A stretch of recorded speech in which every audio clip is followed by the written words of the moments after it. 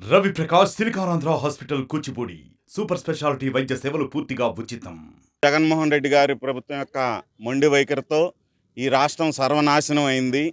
ఈ రాష్ట్రంతో పాటు అమరావతి ప్రాంతాన్ని అనేకమైనటువంటి కుట్రల బన్ని ఇక్కడ ఉన్నటువంటి రైతుల్ని, రైతు కూలీలని, మహిళల్ని అనేక రకాలైన ఇబ్బందులకు గురి చేశారు.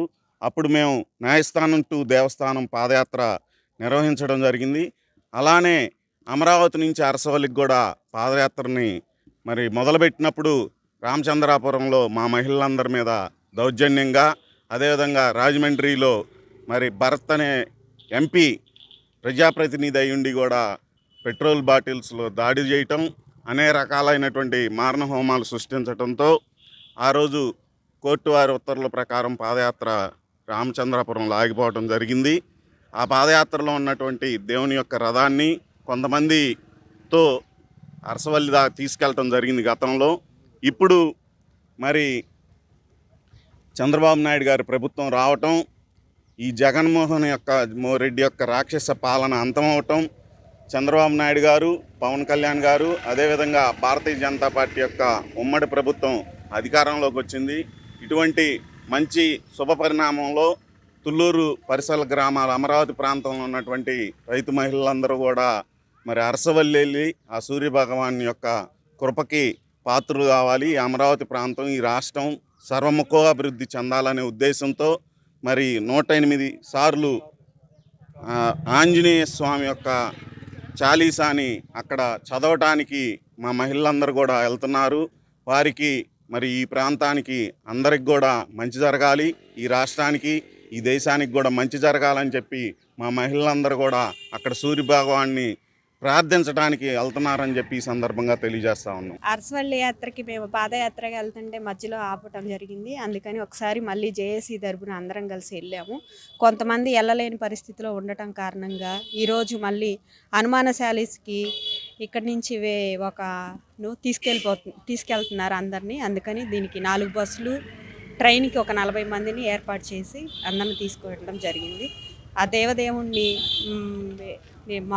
చంద్రబాబు నాయుడిని గెలిపించినందుకు ధన్యవాదములు తెలపడానికి కోసం మేము వెళ్తున్నాము. అక్కడ master minds the pride of India inter MPC BiPC MEC CEC చదివిన విద్యార్థులకు సిఏ మరియు సిఎంఏ ఫౌండేషన్ కొరకు నూతన బ్యాచెస్ ప్రారంభం. రైతులు అందరం కూడా రోడ్డు మీదకి వచ్చి ఈ రాష్ట్రానికి కావాల్సింది 3 రాజధానులు కాదు, ఏకైక రాజధాని అమరావతి. ఆ అమరావతి అందరికి కూడా రాజధాని సమ్మతమైనది అనేది మేము రైతులందరం కూడా రోడ్డు మీదకి వచ్చి ఆ రాష్ట్ర ప్రభుత్వానికి అప్పట్లో నిరసన తెలియజేశాం. దానికి అనుగుణంగా ఆ రాష్ట్ర ప్రభుత్వం గంగలో కలిపారు. మా మహిళా శక్తులందరూ కలిపి కూడా ఈరోజు మేము ఆ రోజు ఈ అమరావతి నుంచి అరసవల్లికి పాదయాత్ర పెట్టుకుంటే దుర్మార్గులు, అధికారంలో ఉన్నటువంటి ప్రజాప్రతినిధులు కానివ్వండి, పోలీసులను అడ్డం పెట్టుకుని దుర్మార్గులు మా యాత్రని ఆటంకపరిచారు. స్వయం కృషితో పాటు భగవంతుని కృషి కూడా కావాలి. భగవంతుడు కూడా మాకు సహకారం అందించి అట్లాంటి దుర్మార్గుల్ని పూర్తిగా గంగలో కలిపేసి మాకు చేయూతనిచ్చి ఏకైక రాజధాని మా మహిళా శక్తులు ఏదైతే కోరుకున్నారో అదే అమరావతిని రాజధానిగా నిలిచేటట్టు దైవ సంకల్పం ద్వారా మాకు జరిగింది. దానికి తోడు మా రైతులు కానీ రాష్ట్ర ప్రజలందరూ కూడా పూర్తి మద్దతు ఇచ్చి దాని సంకల్పానికి ఒడిగట్టారు. ఈరోజు మనం ఆ యాత్రని పూర్తి చేసుకోవడానికి ఆ అరసవల్లి సూర్యభగవానుడికి మా మొక్కులు చెల్లించుకోవడానికి మా అమరావతి రాజధాని మహిళామణులు అందరూ కూడా, మాతృమూర్తులు అందరూ కూడా ఈరోజు 4 బస్సుల్లో ఈ అమరావతి నుంచి అరసవల్లికి వెళ్ళి ఆ సూర్యభగవానుడికి మొక్కులు చెల్లించుకోవడం కోసం ఈరోజు బయలుదేరారు. ఇదంతా శుభసూచకం. ఈ శుభసూచకానికి ముందుగా నిన్న కేంద్ర ప్రభుత్వం కేంద్ర బడ్జెట్లో ఈ రాష్ట్రానికి మొదటిసారిగా 15,000 కోట్ల రూపాయలు కేవలం అమరావతి రాజధాని నిర్మితం కోసమే నిర్మలా సీతారామన్ గారు నిన్న పార్లమెంట్లో ప్రకటించడం జరిగింది. ఇదంతా కూడా శుభపరిణామం.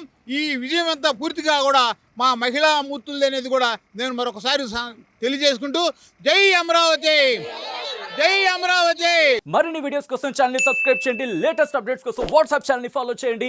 అండ్ లింక్ డిస్క్రిప్షన్ లో ఉంది.